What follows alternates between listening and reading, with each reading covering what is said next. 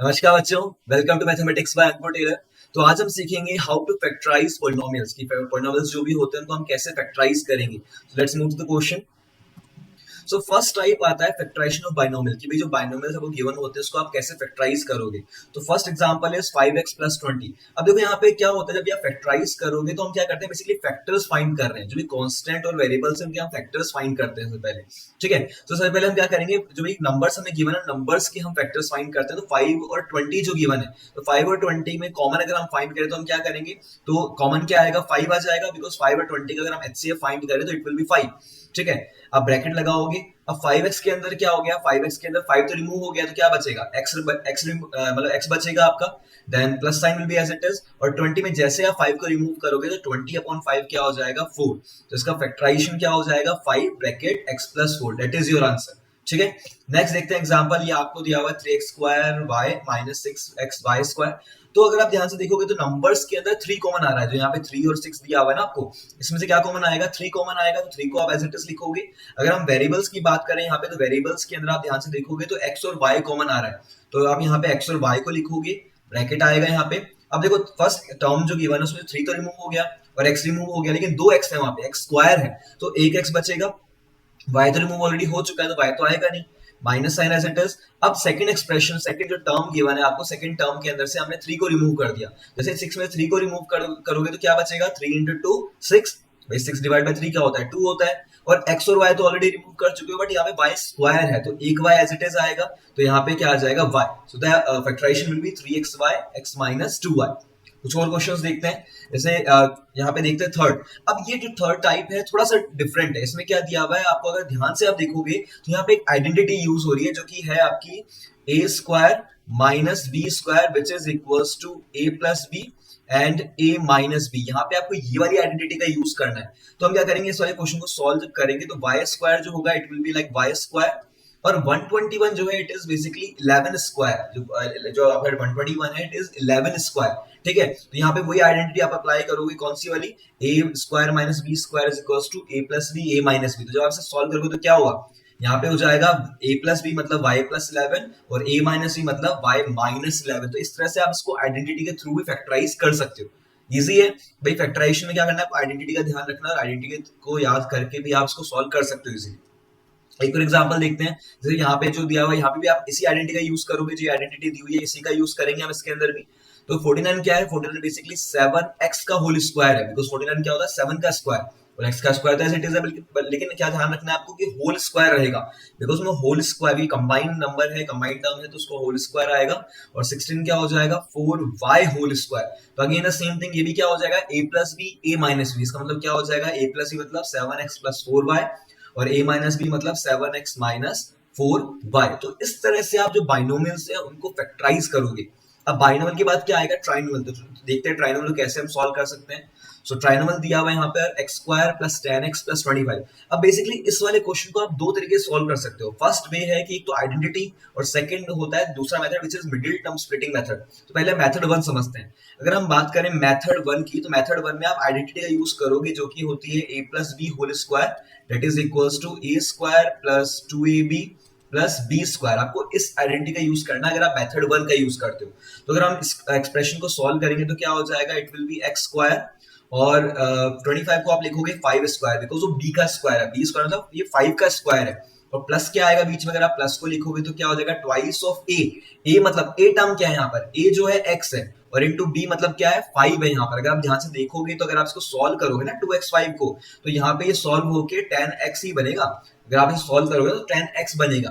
तो आइडेंटिटी के अकॉर्डिंग क्या होता है, हमें पता है आइडेंटिटी के अकॉर्डिंग अगर हमारे पास ये एक्सप्रेशन दिया हुआ है a² + 2ab + b², तो आप उसको a+b होल स्क्वायर भी लिख सकते हो। मतलब अगर इसको आप सॉल्व करोगे तो वी कैन जस्ट राइट, क्या लिखोगे आप, a+b होल स्क्वायर, मतलब a क्या है यहाँ पर x, b क्या है यहाँ पे 5, तो इसको सॉल्व करोगे तो क्या आ जाएगा, x + 5 होल स्क्वायर। क्यों, बिकॉज ये a+b का होल स्क्वायर फॉर्म हो रहा है। ऐसे एक और मेथड देखते हैं, सपोज इस मेथड को समझने में दिक्कत हो रही है अगर आपको, मेथड 2 का भी आप यूज कर सकते हो इफ यू वांट। ठीक है, अगर आप भूल जाओ तो मेथड 2 का भी आप यूज कर सकते हो। तो हम बात करते हैं यहाँ पर मेथड नंबर 2। ठीक है, अब मेथड 2 जो है that is called as middle term splitting method या फिर मिड टर्म स्प्लिटिंग मेथड। ठीक है, जो मेथड 2 है it is mid term splitting method. Okay, it is mid term splitting method. तो यहाँ पे इसका आप यूज करोगे, अगर आप मेथड 2 यूज करते हो तो उसमें मिड टर्म स्प्लिटिंग मेथड का यूज करना पड़ेगा।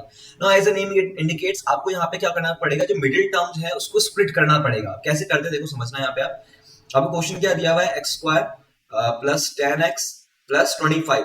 तो बेसिकली करना क्या होगा आपको, जो ये मिडिल टर्म है 10x, बेसिकली आपको इस तरह से स्प्लिट करना है उसको कि जो दोनों नंबर्स आप जब स्प्लिट करोगे ना, तो उन दोनों नंबर्स का मल्टीप्लाई और एक्स स्क्वायर और 25 का मल्टीप्लाई सेम आना चाहिए।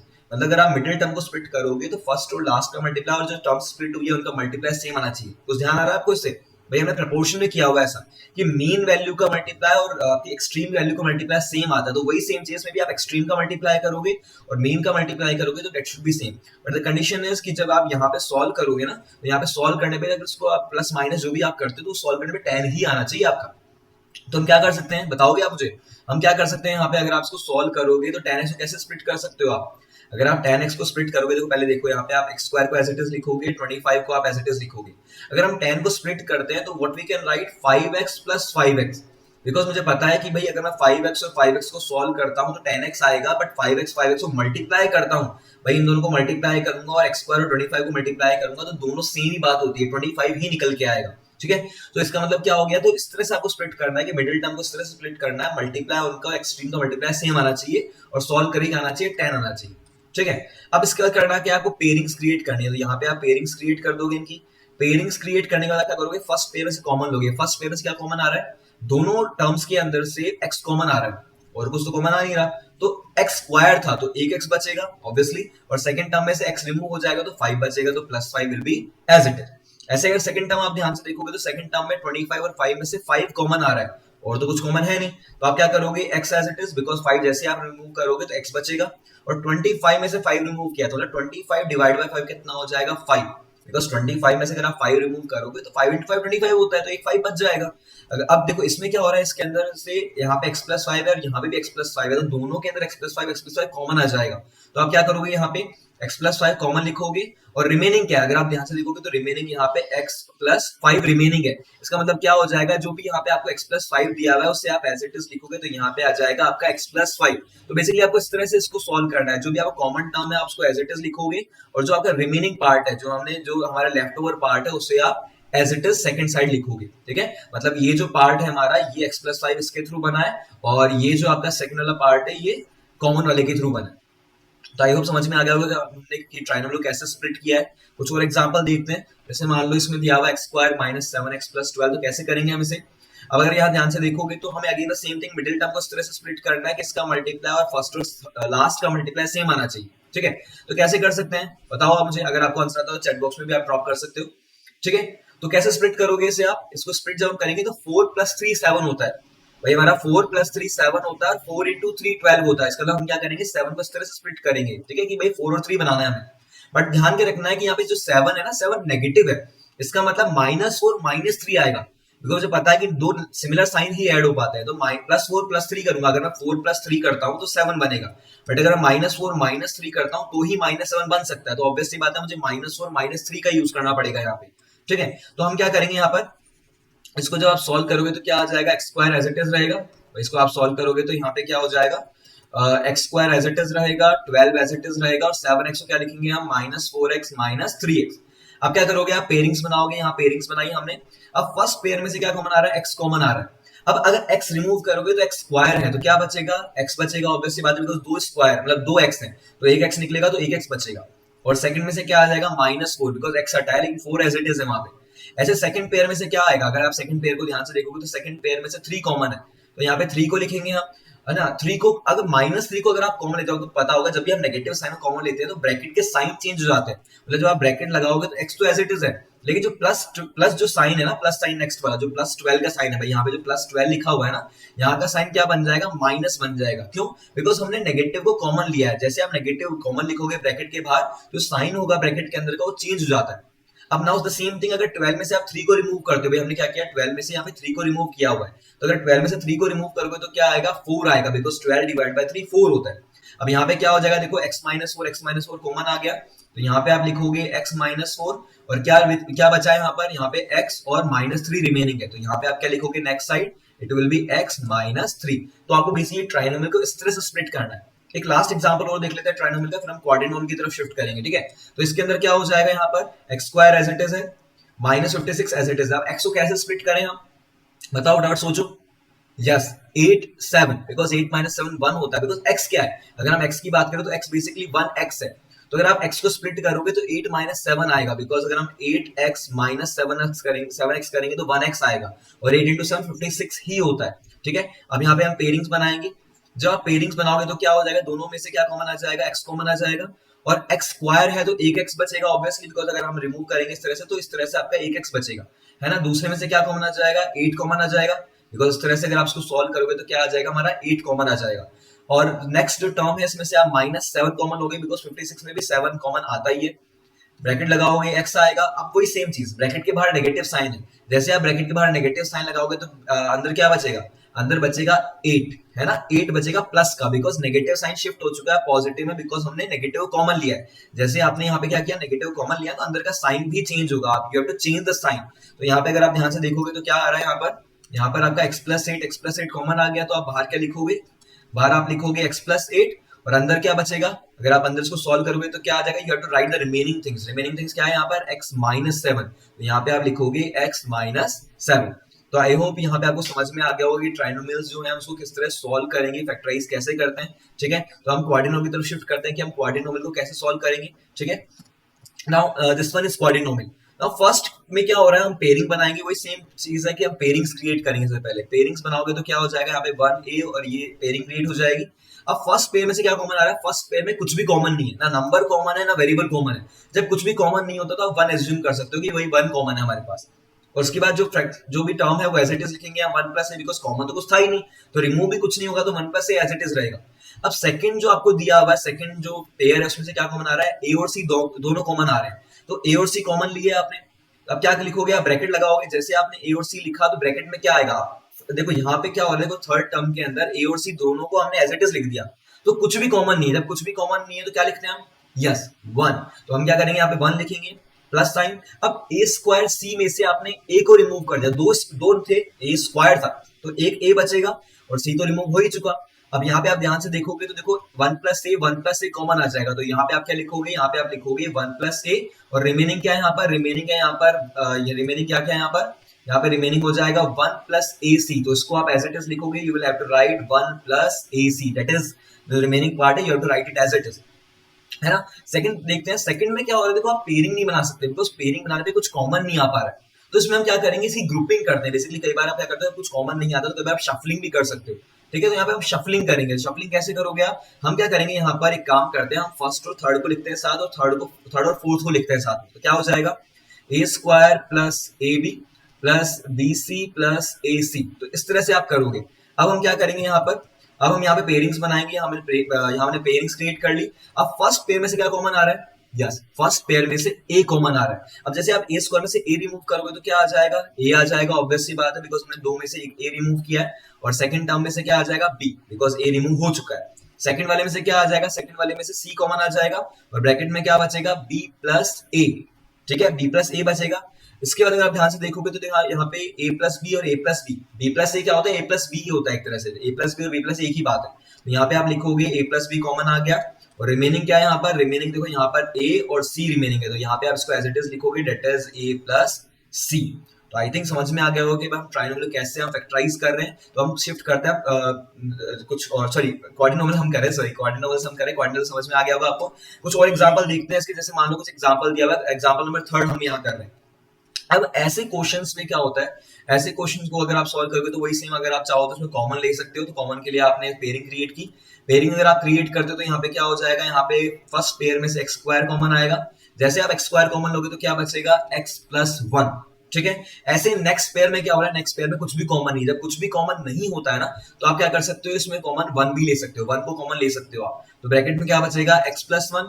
अब यहाँ पे क्या होगा, जैसे फर्दर आप सिंप्लीफाई करोगे तो फर्दर सिंप्लीफाई करने पे यहाँ पे क्या हो जाएगा, x + 1 कॉमन आ जाएगा, तो इसे आप एज इट इज लिखोगे, और इसको क्या लिखोगे आप, रिमेनिंग पार्ट को x² + 1।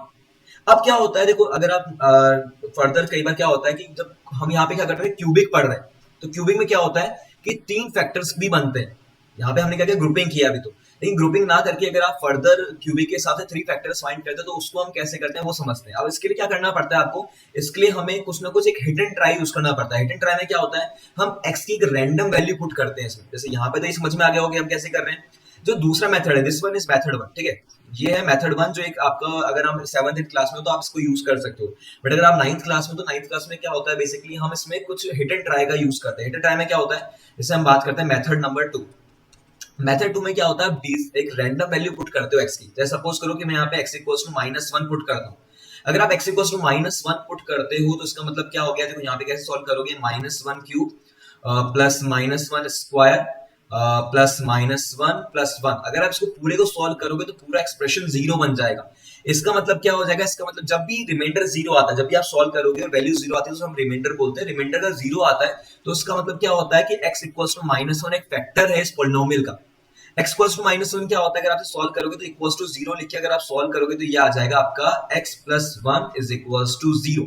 इसको जैसे हम क्या करेंगे, इसको अगर हम सॉल्व करेंगे इस तरह से, तो मतलब x इक्वल्स टू -1 तो -1 को ट्रांसपोज करोगे आप लेफ्ट साइड में तो क्या हो जाएगा, x प्लस 1 इक्वल्स टू 0।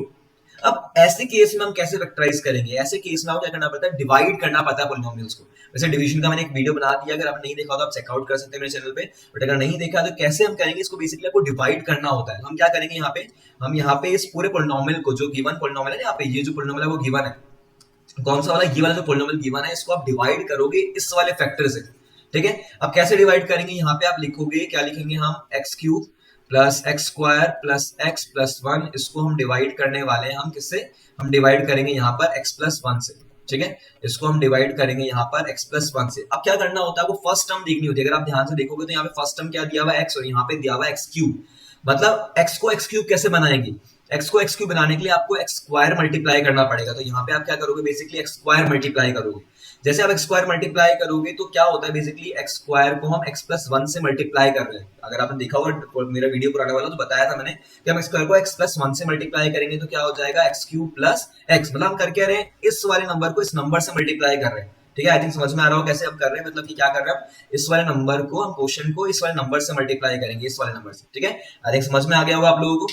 तो अब हम क्या करेंगे यहाँ पर, अब जब इसको सॉल्व करोगे तो यहाँ पे आ जाएगा आपका एक्स क्यूब प्लस, सॉरी यहाँ पे x square, x cube plus x square. तो हम क्या करेंगे, जब भी ऐसा क्वेश्चन आता है तो क्या करेंगे, हम माइनस करते हैं। डिवाइड में क्या होता है, माइनस होता है, तो you have to change the sign. यहाँ पे आप क्या करोगे, साइन चेंज करोगे। जब साइन चेंज होगा तो क्या हो जाएगा, जब आप यहाँ पे साइन चेंज करोगे तो you have to subtract it. Subtract करोगे तो दोनों कट जाएंगे, तो रिमाइंडर क्या आ जाएगा, 0। आफ्टर दिस क्या करते हैं, हम इस नेक्स्ट पेयर को नीचे उतारेंगे, जो क्या दिया हुआ है आपको, x प्लस 1 दिया हुआ है। ठीक है, तो x प्लस 1 है, तो यहाँ पे आपको क्या गिवन है, x प्लस 1 गिवन है। तो x प्लस 1 को x प्लस 1 कैसे बनाएंगे हम, यस, बाय मल्टीप्लाइंग 1। तो यहाँ पे हम लिखेंगे मल्टीप्लाई बाय 1, और जैसे आप मल्टीप्लाई करोगे तो आ जाएगा x plus 1 and remainder will be 0। इसका मतलब देखो, अगर ध्यान से देखोगे तो क्या दिख रहा होगा आपको, x square plus 1 is a factor. तो यहाँ पे हमने वही तो किया है, एक्स स्क्वायर प्लस 1 जो है ना आपका, एक्स स्क्वायर प्लस 1 बेसिकली एक फैक्टर ही है। अगर आपको दिख रहा होगा, समझ में आ गया होगा आपको कैसे हम कर रहे हैं। दो फैक्टर निकल के आए हमारे, एक तो हमारा क्या आ रहा है, एक्स प्लस 1 आ रहा है, और दूसरा क्या आ रहा है, एक्स स्क्वायर प्लस 1। तो आई होप समझ में आ गया होगा आप लोगों को कि हम कैसे किसी भी पॉलिनोमियल को, चाहे वो आपका बाइनोमियल हो, चाहे ट्राइनोमियल हो, चाहे क्वाड्रिनोमियल हो, हम उसको कैसे फैक्टराइज करते हैं। अगर आपको डिवीजन वाला कांसेप्ट समझ में नहीं आया है तो प्लीज आप लोग कमेंट बॉक्स में ड्रॉप कर देना। मैं वैसे भी लिंक डिस्क्रिप्शन में डाल दूंगा, जो मैंने वीडियो बनाया हुआ है उससे चेकआउट कर सकते हैं, वहां पे समझ में आ जाएगा। इसलिए आपको बाकी जो भी डाउट हो प्लीज कमेंट इन, जो भी आपके चैट बॉक्स है या कमेंट बॉक्स है उसमें आप ड्रॉप कर देना। मैं सारे डाउट्स अभी कवर अप कर लूंगा बाद में, ठीक है, दूसरे वीडियो के थ्रू। एंड अगर प्लीज वीडियो अच्छा लगा हो तो please do hit like and share, अपने फ्रेंड का शेयर कीजिए वीडियो आप, ताकि उनको भी समझ में आए कंसेप्ट की भी कैसे हम फैक्टराइज करते हैं। और आप चैनल पे नए हैं तो please do subscribe and see you all in the next video. Till then keep learning and keep practising. धन्यवाद।